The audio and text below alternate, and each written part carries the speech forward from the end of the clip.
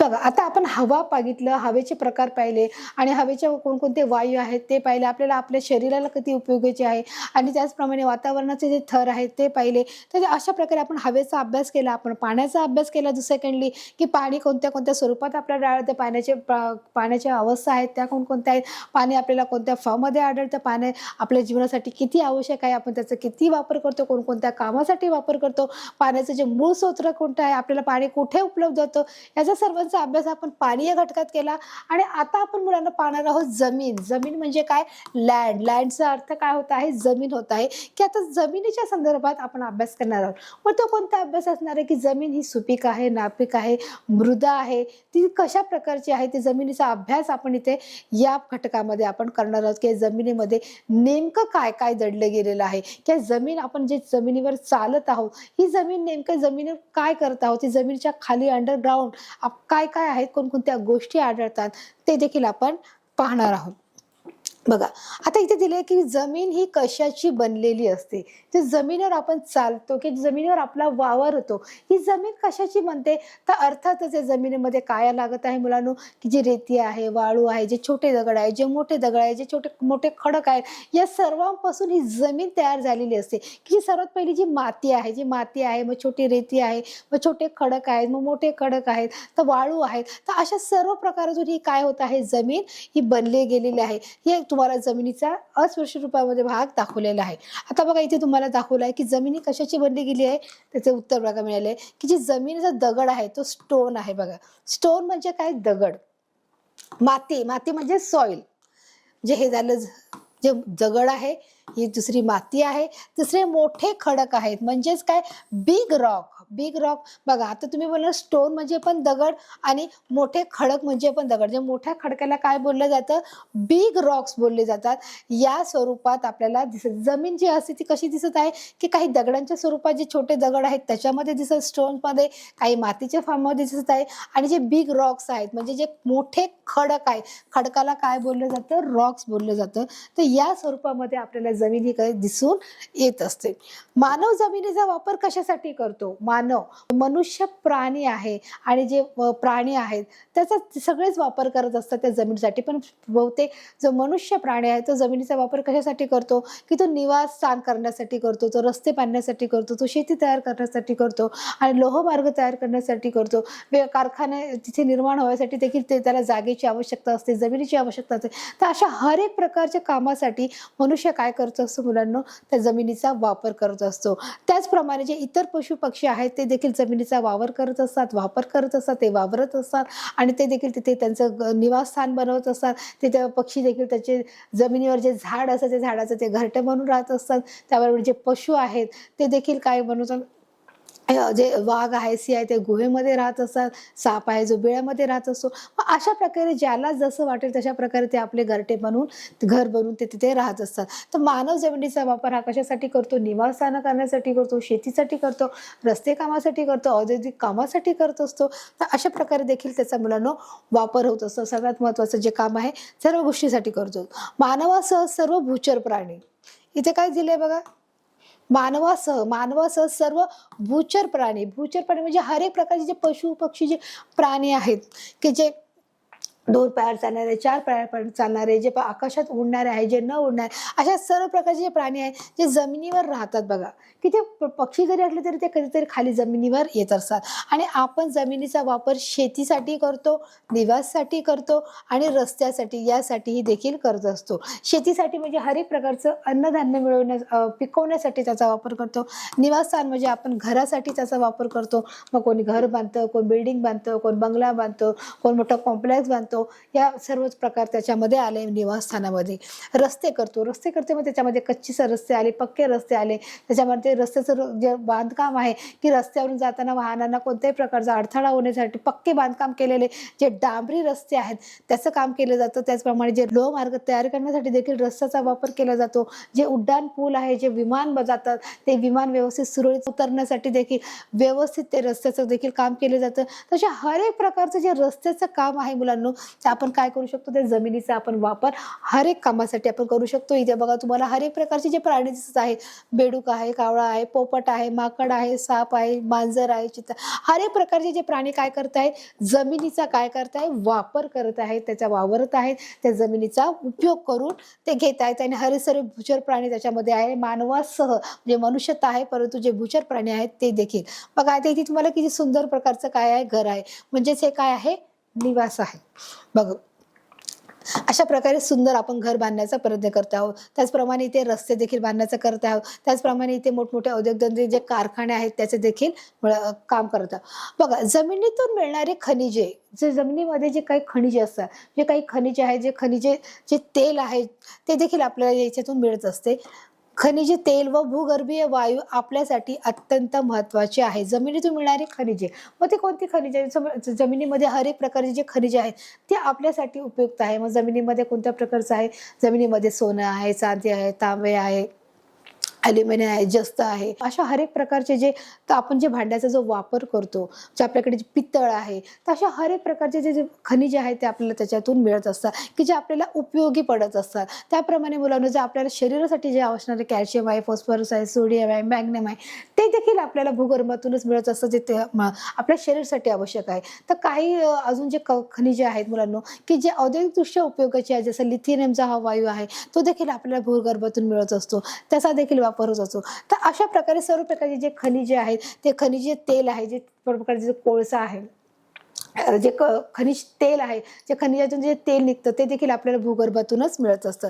व भूगर्भीय जे वायू आहे, जसं वायू सांगितलं मी, सोडियम आहे, कॅल्शियम आहे, मॅग्नेशियम आहे, आणि औद्योगिकदृष्ट्या लागणारा जो लिथियम जो वायू आहे, तो जो कारखान्यामध्ये त्याचा वापर होतो. तर अशासाठी अत्यंत हे महत्त्वाचे आहे, की जमिनीतून आपल्याला अशा प्रकारची जी खनिजेही मिळत असतात, आणि त्या खनिजाचा वापर मनुष्य दैनंदिन जीवनामध्ये करत असतो. काही शरीरासाठी आवश्यक असणाऱ्या करतो, जो कॅल्शियम, सोडियम, फॉस्फरस आहे, आणि काही वस्तू हा आपल्या शोसाठी म्हणून, की आपल्याला सौंदर्यासाठी देखील त्याचा वापर करत असतो, शरीरावर त्याचं परिधान करत असतो, जसे सोनं आहे, चांदी आहे, हिरे आहे, मोती, मानी, हे देखील आपल्याला खनिजातूनच मिळत असतात मुलांना. तर अशा प्रकारे मुलांना आपण पाहू शकतो, की जमिनीतून मिळणारी जी खनिजे आहेत ती कोणती, ती पाहिली, खनिज तेल पाहिली, किंवा भूगर्भीय वायू देखील आहे, जो लिथियम, तो देखील पाहिला. हे अत्यंत आपल्याला ही महत्त्वाचे आहेत, आणि हे आपल्याला जमिनीतून मिळत असतात, आणि खूप खोलवर खोदल्यावर आपल्याला खनिजे ही मिळत असतात. खनिजे मी सांगितलेली आहे, सोनं आहे, चांदी आहे, तांबे आहे, पितळ आहे, ॲल्युमिनियम आहे, जस्त आहे, अशी सर्व प्रकारची ही खनिजे कुठे मिळत असतात, आपल्याला भूगर्भातून मिळत असतात. हे देखील आपण पाहिले आहे. म्हणून जमीन हे एक महत्त्वाचे संसाधन आहे, आणि म्हणून हे एक जमीन काय आहे, महत्त्वाचे संसाधन आहे. महत्त्वाचे म्हणजे की आपल्याला जीवनामध्ये हर एक प्रकारचं उपयोगी पडतं, की पडणारी ही जी आवश्यक गोष्ट आहे, जसं हवा, पाणी, जसं आपल्या जीवनाला आवश्यक आहे, त्याचप्रमाणे जमिनीमध्ये असणारे जे खनिज आहे, खनिजाचे जे तेल आहे, जे वायू आहेत, ते देखील आपल्याला जीवन जगण्यासाठी आवश्यक आहे. आपण आपल्या त्या खनिजाचा वापर देखील आपण दैनंदिन जीवनामध्ये करत असतो. काही आभूषणे म्हणून आपण ते वापरत असतो, काही आपण आपल्या जीवनामध्ये त्या भांड्याचा, त्यात धातूचा वापर आपण आपल्या स्वयंपाकघरामध्ये करत असतो. आणि जे काही जे वायू आहे मुलांनो, ते आपल्या शरीरासाठी आवश्यक आहे, जसे कॅल्शियम आहे, मॅग्नेशियम आहे, फॉस्फरस आहे, सोडियम आहे, हे देखील आपल्या शरीरासाठी आवश्यक आहे. आणि म्हणून इथे सांगितलं हे एक महत्त्वाचं संसाधन आहे, आणि ते आपल्याला कुठून मिळत आहे, जमिनीमधून मिळत आहे, ते देखील आपण पाहिलेलं आहे. अशा प्रकारे जमीन खोदून हे काम केल्याचं आपण पाहू शकतो, की कशा प्रकारे ती जमीन खोदली जाते. आता इथे तुम्हाला बघा मुलांना एक छोटासा प्रयोग करायचा आहे. तो प्रयोग काय ते आपण पाहणार आहोत, की या प्रयोगासाठी लागणारे साहित्य पाहणार आहोत, आणि नेमका प्रयोग हा कशासाठी करायचा आहे ते देखील आपण पाहणार आहोत. बघा आता इथे तुम्हाला एक काय घेतली आहे, प्लास्टिकची बॉटल घेतली. म्हणजे हा जो एक प्रयोग आहे, तो प्रयोग म्हणजे नेमका, की जमीन म्हणजे काय आहे हे नेमकं तुम्हाला कळण्यासाठी, की जमिनीचा जो थर आहे त्या जमिनीमध्ये नेमकं काय आहे, की आपण ज्या जमिनीवर चालतो आहोत, की ज्या जमिनीवर आपण शेत करत आहोत, निवास करत आहोत, जे रस्ते आहेत, मग त्या जमिनीच्या आतमध्ये काय काय आहे हे आपल्याला बघायचं आहे आणि जाणून घ्यायचं आहे. पण तत्पूर्वी आपण त्याचा आधी प्रयोग करूया, म्हणजे तुमच्या अधिक लक्षात येईल, की नेमकं जमिनीच्या आत दडलंय तरी काय आहे, काय आहे तरी त्या जमिनीमध्ये. त्याचा ते शोधण्यासाठी आपण प्रयत्न करणार किंवा आपण एक प्रयोग करणार आहोत.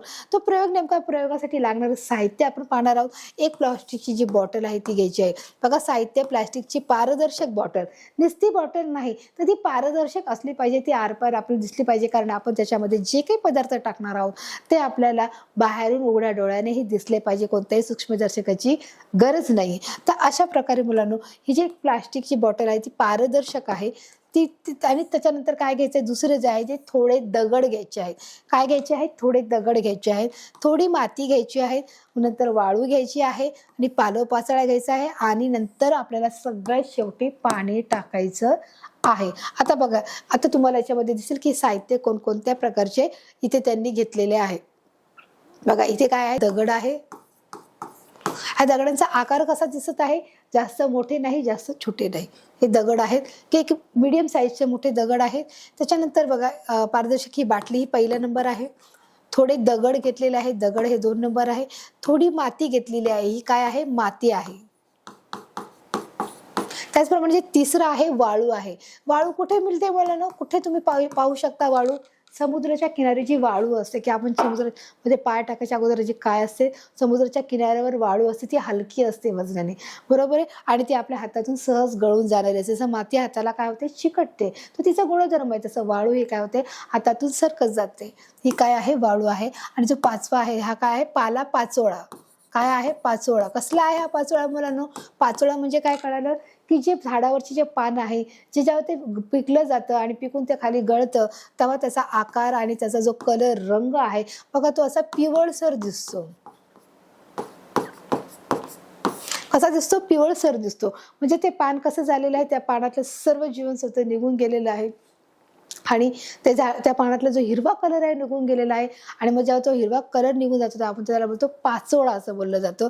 कळालं मुलांना याचा अर्थ, की तो अशा प्रकारचा आपल्याला दिसून येतो. तर अशा प्रकारच्या ज्या गोष्टी आहेत, सगळ्यात पहिली जी आहे ती पारदर्शक बाटली आहे, दुसरे दगड घेतलेले आहेत, तिसरं थोडी माती घेतलेली आहे, चौथं वाळू घेतलेलं आहे आणि शेवटी आपण काय घेतलेलं आहे, पालापाचोळा घेतला आहे. म्हणजे अशा 5 प्रकारचे साहित्य आपण इथे घेतलेलं आहे. आणि आता पुढे काय करायचं ते देखील आपण पाहणार आहोत, की आपण हे सर्व साहित्य आपण घेतलेलं आहे आणि हे सर्व साहित्य एक एक करून आपण काय करणार आहोत, या गोष्टीमध्ये, या बाटलीमध्ये टाकणार आहोत. सर्वात प्रथम आपण बाटलीचं जे झाकण आहे ते कट केलेलं आहे. जी बाटली बघा ही अशा प्रकारची होती, ही अशा प्रकारची होती. ती बाटली आपण काय केली आहे, या अशा प्रकारे कट केलेली आहे, जेणेकरून आपल्याला सर्व साहित्य त्याच्यामध्ये टाकण्यामध्ये सुविधा व्हावी. आणि अशा प्रकारे सर्व साहित्य आपण एक एक करून या बाटलीमध्ये काय करणार आहोत, टाकणार आहोत. बघा आता अशा प्रकारे हे सगळं बाटलीमध्ये काय केलं आहे, टाकलेलं आहे. काय टाकले आहे, हे सगळ्यात पहिला काय टाकलेला आहे, जे सगळ्यात शेवटी जो 5 नंबरला होता हा पालापाचोळा टाकला आहे, नंतर माती टाकली, मग वाळू टाकली आणि नंतर दगड टाकलेला आहे. बघा 1 2 3 4, 1 2 3 4, बरोबर. आता अशा प्रकारे सगळे हर एक प्रकारचे जे काय टाकले आहे त्याच्यामध्ये जे साहित्य टाकलेलं आहे. बघा इथे काय झाले, बाटलीचा निमुळता भाग म्हणजे वरचा भाग, निमुळता भाग म्हणजे हा जो वरचा भाग आहे तो कापलेला आहे व खालच्या भागात उरलेले साहित्य टाका. आणि मग जो खालचा भाग आहे त्याच्यामध्ये सर्व साहित्य टाकायचं आहे. नंतर त्यात पाणी टाकायचं, जो पाणी जो महत्त्वाचा घटक आहे तो आपल्याला टाकायचा आहे. सर्व साहित्य टाकल्यानंतर ते पाणी काय करायचं आहे, टाकायचं आहे आणि मिश्रण भरपूर ढवळून घ्या. की आपल्याला ते साहित्य टाकल्यानंतर त्या बाटली काय करायची आहे, तशीच जागेवर ठेवायची का, तर नाही, तर ती बाटली आपल्याला काय करायची आहे, जोरजोरात हलवायची आहे, ती ढवळून घ्यायची आहे. म्हणजे तिला काय करायचं आहे, शेक करायचं आहे. आणि दुसऱ्या दिवशी त्याचं काय करायचं आहे, निरीक्षण करायचं आहे. निरीक्षण करायचं म्हणजे काय, त्याला ऑब्झर्वेशन करायचं आहे की या बाटलीमध्ये कशा प्रकारचे रंग दिसत आहे, कोणती गोष्ट कोणत्या क्रमांकावर आहे, आपण टाकलेली वस्तू कुठे आहे, ती कोणत्या स्थानावर बसलेली आहे ते आपल्याला बघायचं आहे. बघा इथे तुम्ही पाहू शकता की कशा प्रकारे ही बाटली जोरजोरामध्ये आपल्याला हलवायची आहे. आणि दुसऱ्या दिवशी त्याचं निरीक्षण केल्यावर त्याचा रिझल्ट काय येतोय ते आपण पाहणार आहोत. आता निरीक्षण काय आहे, प्रथम काय घेतलं आपण, साहित्य घेतलं, त्याच्यानंतर आपण कृती घेतली की, आणि जे साहित्य घेतलं म्हणजे सर्व कृती, आपण बाटलीचं झाकण कापलं, त्याच्यामध्ये सर्व साहित्य टाकलं आणि शेवटी पाणी टाकलं. पाणी हा महत्त्वाचा घटक आहे. आणि त्याच्यानंतर निरीक्षण काय आलं, बाटलीत काय आहे, दगड आहेत, माती आहे, पाणी आहे, वाळू आहे, याचे थर तयार होतात. की जसं तुम्ही टाकलंय आणि दुसऱ्या दिवशी तुम्ही बघितलं तर सगळ्यात जी जड असणारी वस्तू आहे ती कुठे दिसत आहे तुम्हाला, सगळ्यात टोकाला दिसत आहे, सगळ्यात खालच्या भागाला दिसत आहे, बरोबर आहे. नंतर काय दिसत आहे बघा, बाटलीत तुम्हाला दगड दिसत आहे, माती दिसत आहे, पाणी, वाळू याचे थर तुम्हाला एकाएक दिसत आहे. ते बघा तुम्ही पाहू शकता की कशा प्रकारे ते याच्यामध्ये दिसत आहे. बघा हा सगळ्यात वरचा बघा इथे तुम्हाला दिले गेलेलं आहे की कशा प्रकारची हे जमिनीचं एक चित्र आहे की तुम्ही जमीन खोल खोदली तर ते कशा प्रकारे दिसू शकते, 5 आकारामध्ये बघा इथे दिसू शकते. सगळ्यात बरं पहिला काय आहे, सगळ्यात आपण खाली काय आहे की जो मोठा दगड आहे हा पहिला नंबर आहे की तो वजनाने जड आहे म्हणून तो सगळ्यात मोठा दगड हा खाली आहे. त्याच्यानंतर जे बारीक दगड आहे, जे मोठ्या दगडानंतर जे छोटे दगड येतात त्याला काय बोलणार, बारीक दगड येणार. त्याच्यानंतर जो तिसऱ्या नंबरवर आहे तो वाळू असणार आहे. वाळू काय आहे मी तुम्हाला आधी सांगितलं, वाळू ही वजनाने हलकी असते आणि ती हातातून विरून जाते. ही वाळू काय आहे, ही पाण्यात गेल्यावर ती जड होते मुलांनो. हातात घेतली की ती हातातून निसटून जाते, परंतु ती पाण्यात गेली की ती मातीपेक्षा काय होते, जड होते. हे नेहमी लक्षात ठेवा. आणि वाळू ही वजनाने जड, पाण्यात गेल्यावर जड झाल्यामुळे ती तिसऱ्या नंबरवर आहे. त्याच्यानंतर ही माती हे काय होत असते, फ्लोट होते. आणि शेवटी जो पालापाचोळा आहे मुलांनो, की जो काय आहे न विरघळणारा पदार्थ आहे, म्हणजे जो हलका आहे वजनाने, तो सर्वात शेवट राहतो. तर अशा प्रकारे आपण हे काय आहे आपलं की जमिनीचं जे चित्र आहे ते तुम्हाला दाखवलं आहे की जी जमीन आहे त्या जमिनीच्या आतमध्ये काय आहे, तर सगळ्यात पहिले मोठे दगड आहेत, मग छोटे दगड आहेत, मग नंतर वाळू आहे, नंतर माती आहे, आणि जो शेवटचा घटक आहे तो काय आहे की जे वनस्पती आहे त्या वनस्पतीचे जे जीवनसत्व आहे, जे पालापाचोळा आहे, जे त्याचे रूट्स आहेत, ते रूट्स जमिनीमध्ये गेलेले आहेत, तो सगळ्यात पहिला वरचा थर आहे. तो वरचा थर म्हणजे हा आहे पालापाचोळा मुलांनो. तर अशा प्रकारे हे काय, ही जमिनीचं तुम्हाला एक प्रकारे काय दिलेला आहे, प्रयोग दिला गेलेला आहे. तो प्रयोग तुम्हाला याच्या माध्यमातून अधिक नीट समजला असेल की तुम्ही हा प्रयोग नक्की घरी करून बघा की हे सर्व साहित्य तुम्ही जमा करा, जे मोठे दगड, छोटे दगड, वाळू, माती आणि पालापाचोळा, आणि शेवटचा जो 6वा घटक आहे पाणी आणि बाटली, अशा 7 प्रकारच्या गोष्टी तुम्ही एकत्र करा मुलांनो, आणि याचा प्रयोग करून तुमच्या निदर्शनास काय येतं हे देखील आम्हाला नक्की कळवा. तर अशा प्रकारे मुलांनो तुम्ही पाहू शकता की जे जमिनीचं चित्र आहे की जमीन ही कशा प्रकारची आहे. तर अशा प्रकारे मुलांना जमिनीच्या खाली देखील आपण पाहिलं तर हे 5 थर आपल्याला दिसून येतात. अशा प्रकारे जो पहिला भाग आहे जो कृतीज मृदा आहे, दुसरा जो भाग आहे जो मृदा आहे, तिसरा आहे जो अपरिपक्व मृदा आहे, जो चौथा जो आपला भाग आहे ते आहे मुलांना मातीचा थर आहे. काय आहे, मातीचा थर आहे. जो आपला 5वा घटक आहे तो मूळ खडक आहे. काय आहे, मूळ खडक, की जे सर्वात मोठे जे दगड असतात ते सगळ्यात खाली असतात म्हणून मूळ खडक आहे. मग कळाल्या मुलांना जो पहिला आहे तो कृतीज मृदा, दुसऱ्या नंबरचा आहे तो मृदा आहे, तिसऱ्या नंबरचा आहे तो अपरिपक्व मृदा आहे, चौथा आहे तो मातीचा थर आहे, आणि जो 5वा नंबरचा आहे तो काय आहे, मूळ खडक आहे. आणि अशा प्रकारे जमिनीचे लेयर आहेत, जमिनीचे थर आहेत, हे देखील आपण पाहू शकतो. तर अशा प्रकारे हे जमिनीचं की तुम्हाला हा प्रयोग दिला, या प्रयोगाच्या माध्यमातून तुम्हाला समजलं असेल. आकृती काय आहे, बाटलीतील मिश्रणाचे थर. याच्यात काय झाले की कशा प्रकारे बाटलीतून मिश्रणाचे थर हे आपल्याला दिसून येत आहेत, याचं देखील तुम्ही नीट निरीक्षण करू शकता.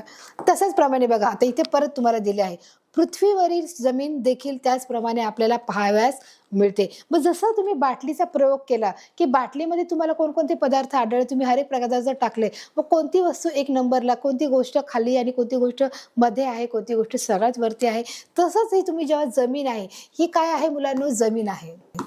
आपण जमिनीच्या काय आहोत, हे वरती आहोत. आपण काय आहोत, इथे जमिनीच्या वरती आहोत, बरोबर.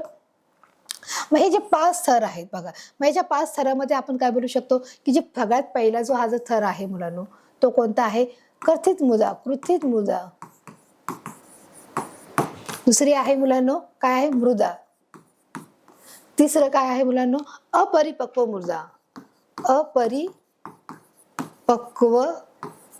मृदा. आणि जो चौथा आहे मातीचा थर, आणि जो 5वा आहे तो काय आहे, तो मूळ खडक. तर अशा प्रकारे काय आहे मुलांनो, अशा प्रकारे 5 थर ह्याच्यामध्ये अवलंबून असतात की जे जमीन आहे त्या जमिनीच्या खाली हे 5 थर आहेत, ते देखील तुम्हाला इथे दिसून येतात. आता आपण बघा चित्राच्या माध्यमातून परत एकदा समजून घेऊया की बघा, पृथ्वीवरील जमीन देखील याचप्रमाणे आपल्याला पाहाव्यास मिळते. पृथ्वीवरील जमीन हे काय आहे, जमीन आहे आणि जमिनीच्या खाली काही थर आढळतात. जसे आपण पाहिलं की जमिनीच्या खाली काही थर आढळतात. तर अशा प्रकारे मुलांना पाहू शकता की पृथ्वीवरील जमीन ही देखील काय आहे, याचप्रमाणे ह्या थरामध्ये आपल्याला आढळते. जमिनीखाली काही हे थर आढळतात. हे थर कोणते ते तुम्हाला सांगितले आहे. जे पहिले आहे कृत्रिम मृदा आहे, दुसरी मृदा आहे, तिसरं अपरिपक्व मृदा आहे, चौथा आहे मातीचा थर आहे आणि जो पाचवा आहे जो मूळ खडक आहे, जो मोठ्या स्वरूपात असतात, ते देखील आपण इथे पाहिलेले आहेत. की आता बघा तुम्हाला चित्रीकरणाच्या साध्यातून तुम्हाला समजून येईल की कशा प्रकारे जो मूळ आहे त्याला काय बोलतात, कृत्रिम मृदा असे देखील बोलले जाते. त्याच्यानंतरचा जो घटक आहे ते आहे अपरिपक्व मृदा आहे, मातीचा थर आहे आणि मोठे दगड आहेत, हे देखील सांगितले. बघा कृत्रिम मृदा म्हणजे काय, ह्युमन्स, त्याला काय बोलणार, ह्युमन्स असे बोलणार. हा जो भाग आहे तो काय आहे, हा जो भाग आहे तो कृत्रिम मृदाचा आहे. बघा आता कृत्रिम मृदेच्या खाली जी मृद जमीन आहे त्याच्यामध्ये काय काय येतं ते आपण पाहूया. की जो 2 नंबरचा जो थर आहे त्याच्यामध्ये हा जो 2 नंबरचा थर आहे, ही झाली आहे कृत्रिम मृदा. म्हणजे ही वनस्पतीचे जे खाली जे जे रूट्स असतात ते काय आहे, कृत्रिम मृदा आहे. म्हणजे त्याच्यामध्ये काय आहे, जीवन आहे. काय आहे, जीवन आहे. परंतु कृत्रिम मृदेच्या खाली जी जमीन आहे त्याच्यामध्ये काय काय आहे बघा, वाळू आहे, माती आहे, बारीक खडे आहेत, कृमी आहे, कीटकाने युक्त आहे. ती काय आहे, बारीक कीटकाने युक्त आहे. व या मातीच्या थराला देखील काय बोललं जातं, मृदा बोललं जातं. काय बोललं जातं, मृदा. की याच्यामध्ये सर्व घटक आढळून येतात. म्हणजे याच्यामध्ये काय आहे, जमिनीमध्ये वाळू आहे, माती आहे, बारीक खडे आहेत, कृमी आहेत. कृमी म्हणजे जे छोटे छोटे ज्या आळ्या असतात त्याला आपण कृमी बोलतो. आणि कीटकाने युक्त आहे ते, आणि अनेक प्रकारचे जे कीटक आहेत त्याच्यामध्ये ते भरलेले आहेत. त्यामुळे त्या मातीच्या थराला काय बोललं जातं, की त्याच्या मातीच्या थराला देखील आपण बोलला मृदा असे बोलले जाते. बघा हे अशा प्रकारे मृदा म्हणतात. ही मृदा अपरिपक्व असते. ही काय आहे, अपरिपक्व, कारण त्याच्यामध्ये हर एक प्रकारचे घटक तिथे समाविष्ट आहेत आणि म्हणून त्याला आपण बोलतो की अपरिपक्व असे मृदा असं तिथे बोलले जाते. बघा आता इथे काय आहे, मातीमध्ये आढळणारे तुम्हाला इथे 3 प्रकारच्या मात्या दिसत आहे की तुम्हाला एक थोडीशी व्हाईट कलरची, पिवळसर कलरची माती दिसत आहे, इथे लाल कलरची माती दिसत आहे. बघा इथे तुम्हाला काय एक बघा, हा जी पहिल्या नंबरची आहे ती पिवळसर दिसत आहे, ही दुसरी आहे ती लाल कलरची दिसत आहे आणि जी तिसरी आहे ती काळ्या कलरची दिसत आहे. इथे काय सांगितलंय, मातीमध्ये आढळणारे खनिजे हे खडकामधून येतात. मातीमध्ये जे खनिजे आढळतात ते खडकामधून येतात. की खडकामध्ये खनिजे असतात की जेव्हा खडक फोडला जातो त्या खडकामधून तो आपल्याला धातू मिळत असतो. मग तो कोणत्याही प्रकारचा असू दे, सोनं असू, चांदी असू दे किंवा तांबं असू दे, लोह असू दे, त्याचप्रमाणे ॲल्युमिनियम असू, कोणत्याही प्रकारचा जस्त असू दे, तो आपल्याला मोठ्या खडकामधून मिळत असतो. म्हणून प्रदेशनिहाय माती वेगवेगळी असते. प्रदेशनिहाय हा शब्दामध्ये जरा बघा मुलांना निरीक्षण करा. प्रदेशनिहाय म्हणजे काय, की ज्याप्रमाणे प्रदेश असेल त्या प्रदेशानुसार आपल्याला तिकडची काय मिळणार आहे, माती मिळणार आहे. म्हणजे त्या मातीतला फरक आपल्याला सहज सांगता येणार आहे. काही ठिकाणी तुम्ही जेव्हा महाराष्ट्राच्या हर एक ठिकाणी जाणार तर तुम्हाला प्रत्येक ठिकाणी माती सारखीच दिसेल असं नाही. किंवा भारतामध्ये जेव्हा तुम्ही भ्रमण कराल तेव्हा हर एक ठिकाणी जेव्हा तुम्ही जाणार तेव्हा त्या हर एक ठिकाणची काही माती काळ्या ठिकाणी काळी माती असते, काही ठिकाणी लाल माती असते, काही ठिकाणी तांबडी माती देखील असते. तुम्ही मालवण, गोवा साईडला जर जाणार मुलांनो तर तिथे तुम्हाला लाल कलरची तुम्हाला माती दिसेल. महाराष्ट्राच्या काही भागामध्ये मुलांनो जेव्हा तुम्ही जाणार किंवा तुम्ही विदर्भ त्या साईडला जाणार तेव्हा तुम्हाला तिथे काळ्या कलरची माती मिळते. तर जसा प्रदेश असेल त्या प्रदेशाच्या हवामानानुसार, ऋतुमानानुसार तिथले काय होणार आहे, हे मातीचे प्रकार आपल्याला वेगवेगळे आढळून येणार आहे. आणि म्हणून ते सांगितले की म्हणूनच प्रदेशनिहाय माती काय आहे, वेगवेगळी आहे. ती प्रत्येक प्रदेशामध्ये तुम्हाला सारखी माती मिळणार नाही, मातीचा सारखा रंग हा मिळणार नाही. हा मातीचा रंग हा वेगवेगळ्या प्रकारामध्ये असतो. मग ती माती काळी असू शकते, ती माती पिवळी असू शकते किंवा ती माती मुलांनो लाल असू शकते. तर अशा प्रकारे मातीमध्ये देखील काय आहे, भिन्नता असू शकते. कशामुळे, प्रदेशनिहायामुळे मातीमध्ये काय आहे, भिन्नता आहे. ती भिन्नता आपल्याला सहज ओळखून येत असते. तर अशा प्रकारे मातीमध्ये देखील काय मिळतात आपल्याला, मोठमोठे जे खनिजे आहेत ते आपल्याला मिळतात. मृदा तयार होण्याची क्रिया, तर कशा प्रकारे मृदा तयार होते, जसं आपण सांगितलं मृदा कशी तयार होते आत्ताच आपण पाहिलं की मृदेमध्ये काय काय आहे, वाळू आहे, माती आहे, छोटे कीटक आहेत, कृमी आहेत. तर असे जे सगळे प्रकार आहेत त्याच्यामध्ये त्याच्यामध्ये सगळं प्रक्रिया तयार होते आणि त्याच्यामध्ये ती अपरिपक्व म्हणून ओळखली जाते. आता ती आपण चित्राच्या माध्यमातून समजून घेण्याचा प्रयत्न करूया की जमिनीवरील मृदा ही नैसर्गिक प्रक्रियेतून निर्माण होत असते. की जमिनीवर जी मृदा आहे ती काय नाही, एक नैसर्गिक प्रक्रिया आहे की त्याच्यामध्ये कोणतेही विशिष्ट आपण आपल्या मनाने किंवा कोणती गोष्ट ती करू शकत नाही. ही जी जमिनीच्या खोलवरचा ज्या भाग आहे त्याच्यामध्ये ही काय आहे, नैसर्गिक होणारी जी प्रक्रिया आहे. जमिनीवर मृदा ही नैसर्गिक ही प्रक्रियेतून निर्माण होत असते. मग ती कोणत्याही प्रकारची जमीन असू दे त्याच्यामध्ये ही काय होत असते, प्रक्रिया ही सुरूच होत असते. मूळ खडकाच्या बेडरॉक अपक्षयातून म्हणजे काय, वैदरिक मृदेसाठी अजैविक घटक म्हणजे काय, की जे अजैविक घटक, आपण जैविक घटक आणि अजैविक घटक मुलांनो इयत्ता 5वी मध्ये परिसर भाग 1 मध्ये आपण शिकलेलो होतो की जैविक घटक म्हणजे कोणते, अजैविक घटक कोणते, ते देखील आपण पाहिलेले आहोत की ते अजैविक घटक दिलेले आहे बघा. की जैविक घटक म्हणजे कोणते, वनस्पती, प्राणी, जे सूक्ष्म जीव आहेत, जे विषाणू जीवाणू जे आहेत ते कोणत्या घटकामध्ये बसतात, जैविक घटकामध्ये बसतात. परंतु इथे काय सांगितले, अजैविक घटक म्हणजे कोणते आले, त्याच्यामध्ये हवा आली, पाणी आले, हवा पाणी, त्याचप्रमाणे सूर्यप्रकाश, हे सर्व काय आहेत, अजैविक घटकाचे उदाहरण आहेत. या अजैविक घटकामुळे जे हवा पाणी आणि सूर्यप्रकाश याच्या माध्यमातून अजैविक घटकामध्ये प्रक्रिया होत असते आणि त्याच्यामुळे मृदा माती तयार होण्यास ही मदत होत असते. हे देखील आपण पाहिले आहेत. जैविक घटक अजैविक घटक आपण पाहिलं आहे. जैविक मध्ये देखील पाहिलं आहे की वनस्पती आहे, प्राणी आहे आणि जे सूक्ष्म जीव आहेत, जीवाणू विषाणू हे जैविक घटकात पडतात. अजैविक घटकामध्ये मुलांनो की हवा पाणी माती आणि सूर्यप्रकाश हे अजैविक घटकामध्ये पडतात. यांच्या प्रक्रियेतून मृदा ही तयार होते. म्हणून मृदेसाठी अजैविक घटक हे काय आहेत, हे उपयुक्त आहेत. हे देखील आपण पाहू शकतो. मृदा म्हणजे काय आहे, जमीन आहे. उदाहरणार्थ जसं ऊन आहे, वारा व पाऊस यापासून उष्णता, थंडी व पाण्यामुळे खडकाचे तुकडे होतात.